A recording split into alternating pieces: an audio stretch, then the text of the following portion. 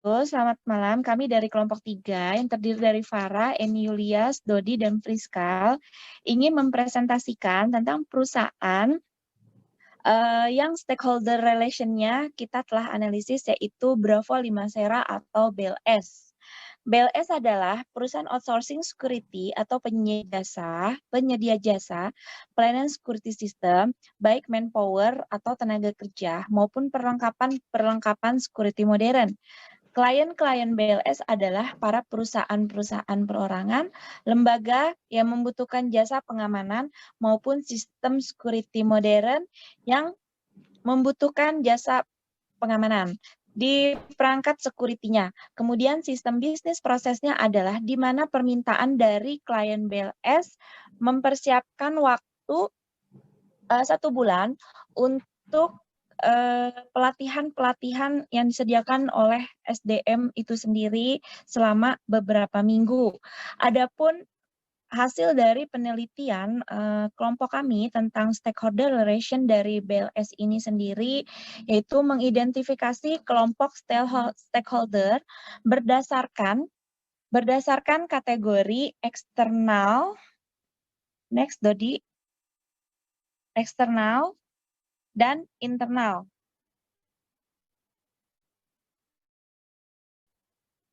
Kelompok stakeholder dari eksternalnya itu terdiri di BLS itu sendiri terdiri dari konsumen, pesaing atau kompetitor, ada bank atau kreditor, pemerintah. Dan dari internal BLS itu sendiri ada organisasi, pemegang saham atau bisnis, dan karyawan. Konsumen di sini diartikan oleh BLS adalah bertindak sebagai pengguna dan pengamat hasil produk jasa dari perusahaan. Produk jasa yang dipasarkan sangat tergantung pada kepercayaan konsumen, sehingga saran konsumen sangat penting bagi kemajuan Bravo Limasera. Yang kedua ada pesaing atau kompetitor. Kompetitor atau pesaing sebagai stakeholder eksternalnya merupakan perusahaan yang memiliki produk atau jasa yang sama di industri tertentu. Contohnya Bravo Limasera dan Bravo Satria Perkasa yang merupakan sama-sama bergerak di bidang jasa security. Selanjutnya ada bank atau kreditur. Bank individu atau lembaga keuangan yang memberikan pinjaman kepada pengusaha. Terus kemudian yang terakhir dari pihak eksternal Bravo Limasera itu sendiri ada pemerintah. Pihak-pihak yang memiliki wewenang dan kekuasaan untuk mengeluarkan izin perusahaan dan lain-lain. Adapun dari pihak internal BLS itu yaitu ada organisasi atau perusahaan itu sendiri. Organisasi atau perusahaan merupakan bagian stakeholder yang memiliki hubungan terkait dengan kepentingan semua stakeholder. Pihak perusahaan itu sendiri memegang peranan penting dalam pengambilan keputusan manajerial, serta struktur formal yang stabil dan formal yang mengambil sumber daya dari lingkungan dan prosesnya untuk menciptakan output. Kemudian dari pihak internal BLS itu sendiri ada pemegang saham atau pemilik bisnis. Pemegang saham dan pemilik bisnis bertindak sebagai individu yang menyediakan modal untuk menjalankan perusahaan dan juga bertindak sebagai pengawas di perusahaan untuk mengamati kinerja karyawan serta kondisi keuangan dalam perusahaan. Yang terakhir ada karyawan. Karyawan sendiri terdiri dari top manager, middle managers, dan knowledge workers. Ada supervisor dan team leaders, dan yang terakhir ada operational employees. Yang kedua, kelompok kami mengidentifikasi nilai atau value yang menjadi kepentingan utama. Di dalam BLS sendiri, next dot, yang mengidentifikasi atau nilai yang menjadi kepentingan utama. Di dalam BLS sendiri ada yang disebut dengan value organisasi, yaitu di dalam mengelola organisasi Bravo Limasera mempunyai elemen kunci di dalam organisasi seperti struktur organisasi, proses bisnis, visi dan misi, politik, serta menciptakan budaya. Di dalam organisasi Bravo Limasera mempunyai struktur yang terdiri atas tingkatan dan keahlian yang berbeda. di mana struktur menjelaskan pembagian kerja, wewenang, komitmen, dan tanggung jawab dalam bisnis yang diorganisasikan sebagai hierarki atau struktur piramida dari wewenang dan tanggung jawab yang semakin bertambah. Yang kedua, dari value ekonomi di dalam BLS. Di dalam Bravo 5 Sera menerapkan nilai pelanggan atau customer value dengan strategi CRM atau Customer Relationship Management. Di dalam strategi market business dalam membantu customer membuat keputusan pembelian jasa yang jauh lebih cerdas dan membuat produk jasa sebelum pesaing. Nah, di bawah ini saya menjelaskan berikut 4 cara yang berbeda yang diterapkan oleh BLS itu sendiri, yaitu memahami pelanggan, menemukan peluang, selalu berinovasi, diferensiasi nyata. Kemudian untuk selanjutnya ada value sosial. Value sosial salah satu bagian dari perusahaan yang tidak dipisahkan karena dapat mengintegrasikan tanggung jawab sosial dan finansial dari segi perspektif perusahaan. Oleh karena itu, Bravo 5 Sera sebagai korporasi perusahaan juga mempunyai tanggung jawab terhadap kesejahteraan lingkungan sosial masyarakat di sekitarnya yang bertujuan untuk mewujudkan pembangunan ekonomi yang berkelanjutan bagi Bravo 5 Sera. Baik, berikutnya di sini saya akan membahas mengenai jenis stakeholder dari Bravo 5 Sera. Yang pertama, di sini ada stakeholder utama, lalu ada stakeholder pendukung, dan ada stakeholder kunci.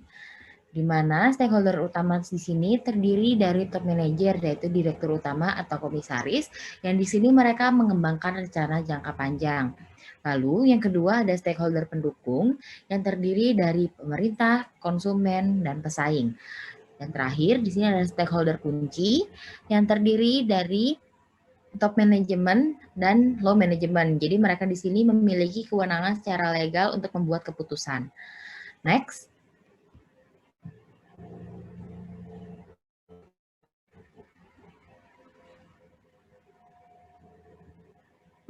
Lalu untuk kepentingan stakeholdernya sendiri, di sini ada kepentingan internal dan kepentingan eksternal. Untuk yang internal sendiri, di sini ada top managers, middle managers dan knowledge workers, supervisor and team leaders, dan yang terakhir ada operational employees. Di mana top managers itu sendiri di sini fungsinya untuk mengembangkan rencana jangka panjang. Lalu middle manager dan knowledge workers di sini memberikan arahan kepada supervisor. Biasanya untuk knowledge worker ini terdiri dari analis atau teknisi. Lalu untuk supervisor dan team leaders di sini menjalankan dan mengkoordinasikan fungsi harian. Dan terakhir ada operational employees yang tugasnya untuk menjalankan tugas dengan data yang diberikan dari atasannya. Jadi dapat dilihat juga dari piramida di sini, top managers jumlahnya cenderung lebih sedikit dibandingkan ya operational employees karena pada dasarnya yang menjalankan operasional di BLS di sini adalah para karyawannya, seperti itu. Next.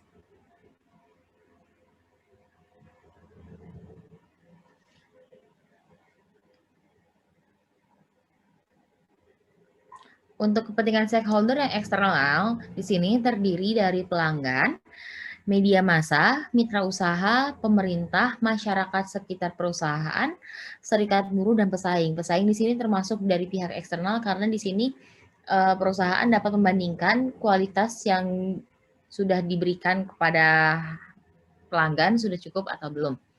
Seperti itu. Next.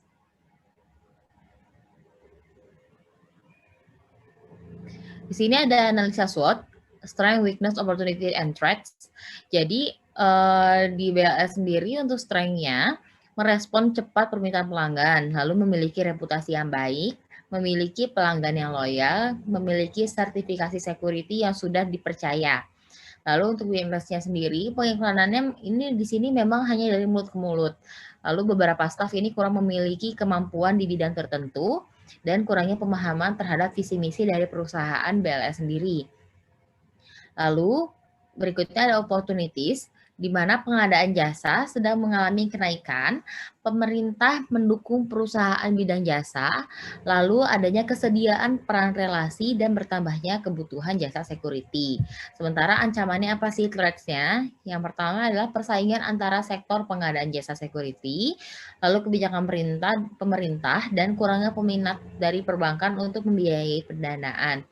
Jadi di sini masing-masing mereka memiliki kekuatan, kelemahan, dan opportunity maupun ancamannya. Seperti itu. Lalu untuk analisis aliansi sendiri, di sini analisisnya menggunakan aliansi strategik dan EDI, di mana aliansi strategik untuk menjembatani berbagai bentuk hubungan pertukaran seperti SDM dan EDI adalah metode saling bertukar data secara elektronik. Jadi EDI ini adalah sarana elektronik untuk berbagi data. Jadi layanan di Bravo 5 Sera ini sudah termasuk canggih dan modern. Untuk tingkat kekuatan stakeholder dalam Bravo 5 Sera ini, dalam internal maupun eksternal, mempunyai peran-peran yang sangat penting. Di sini ada 3 kekuatan utama dalam organisasi Bravo 5 Sera. Yang pertama ada konsumen. Nah, di sini konsumen sudah pasti pengguna produk jasa. Lalu ada pegawai, di sini pihak yang membuat berjalannya sebuah perusahaan. Lalu di sini ada pemilik. Nah, pemilik di sini penyuplai dana, donatur, atau yang biasa kita sebut sebagai investor. Jadi itu adalah 3 kekuatan utama dalam Bravo 5 Sera. Next. Next. Nah, untuk kriteria kepuasan dan tingkat kepuasan stakeholder pada Bravo 5 Sera ini sudah kita teliti. Menurut berdasarkan perhitungan statistik Customer Satisfaction Index atau CSI dari beberapa responden, kepuasan pelanggan untuk pelayanan BLS berada di kriteria cukup baik, ya, sehingga dapat diartikan pelayanan di Bravo 5 Sera ini sangat memuaskan. Adapun di sini ada 8 layanan yang paling penting dalam aspek pengujian di dalam Bravo 5 Sera. Yang pertama di sini ada customer service. Di sini sudah yang paling utama. Yang kedua ada administrasinya. Yang ketiga keterlibatan manajemen, project officer. Terus di sini ada citra reputasi perusahaan, marketing, teknologi, dan infrastruktur. Dalam research finding atribut tingkat kepentingan indeks tersebut, 8 yang tadi itu menjadi ukuran dalam penilaian kepuasan pelanggan di penelitian CSI dan juga dianggap benar-benar merupakan atribut yang pantas untuk diukur untuk penentuan kepuasan pelanggan Bravo 5 Sera. Lalu di situ juga tidak luput dari kajian penilaian BLS adalah relationship index, ya, partnership index, dan ownership index. Nah, ketiga hal ini menilai loyalitas layanan yang telah diberikan oleh Bravo 5 Sera selama menjalankan kerjasama, sehingga pelanggan percaya bahwa Bravo 5 Sera ini sudah menjadi salah satu produk jasa yang cukup memuaskan bagi para customer. Next. Nah, untuk tujuan komunikasi sendiri, di sini otomatis kesimpulannya adalah menciptakan kesepahaman bersama. Tujuan komunikasi dalam menjalin hubungan dengan stakeholder agar menciptakan kesepahaman bersama dalam pengembangan Bravo 5 Sera.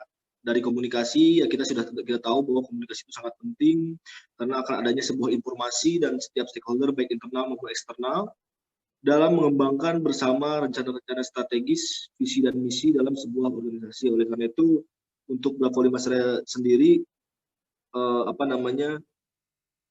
untuk tujuan komunikasinya sangat baik, ya, karena kita sudah analisis juga bisa menyelesaikan permasalahan-permasalahan yang ada di internal maupun eksternal. Ya. Selanjutnya ada rumusan strategi komunikasi. Rumusan strategi komunikasi yang pertama itu ada komunikasi antar pribadi, yaitu komunikasi di mana lawan komunikasi adalah satu orang. Selanjutnya ada komunikasi kelompok, yaitu komunikasi berupa sekelompok orang.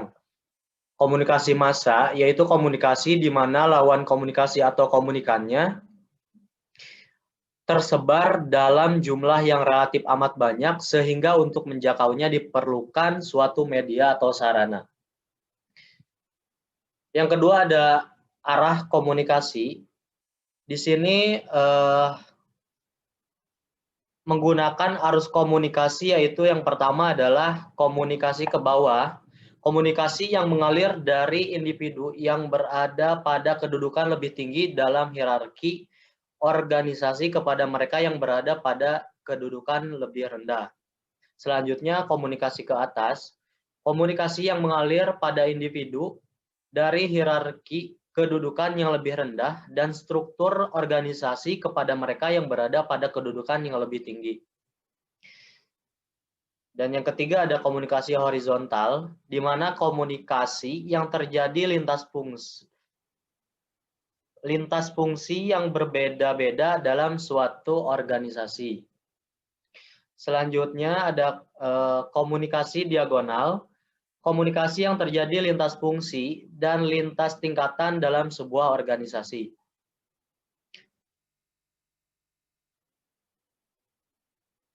Program stakeholder relation. Program stakeholder relation dan media komunikasi. Yang pertama itu ada internal. Di internal sendiri, pemetaan data sosial ekonomi, sejarah hubungan dengan para pemangku kepentingan. Dan yang kedua ada diagnosis sosial, yaitu resiko dan peluang. Untuk eksternalnya, pertama konsultasi stakeholder. Hasil utama kumpulan data yang dilakukan pada saat ini, workshop dan juga stakeholder consultation. Analisa kesenjangan, analisa yang dikumpulkan secara general terhadap dua sisi, yaitu sisi internal atau pihak perusahaan dengan sisi eksternal. Rencana aksi. Proses setelah mendapatkan hasil data dari analisis kesenjangan, setelah mendapatkan keputusan hasil data, maka hasilnya akan menjadi rekomendasi yang akan dipresentasikan ke dalam manajemen. Dan selanjutnya ada media komunikasi. Media komunikasi di sini ada 3, yaitu media sosial, formal maupun non-formal, ada press release, ada media elektronik atau cetak. Selanjutnya ada evaluasi output komunikasi. Yang pertama, dari rumusan strategi komunikasi bisa disimpulkan atau dievaluasi dengan yang pertama itu identifikasi jenis audiens, yang kedua mempertimbangkan lingkungan sekitar baik internal maupun eksternal, yang ketiga inputan audiens, yang keempat mengukur key performance indicator atau KPI. Selanjutnya ada evaluasi outcome komunikasi. Di sini ada dari hasil evaluasi output maka outcome yang didapat diantaranya mengurangi keanekaragaman varian, memberi standar atau ukuran atau batasan, kontrol sistem atau untuk mengeliminir kesalahan, sasaran yang dicapai dalam jangka pendek dan atau jangka panjang. Demikian presentasi dari kelompok kami. Mudah-mudahan apa yang kelompok kami sampaikan bisa bermanfaat untuk teman-teman semua dan juga ilmunya bisa berguna. Terima kasih. Wabillahi taufiq wal hidayah. Wassalamualaikum warahmatullahi wabarakatuh.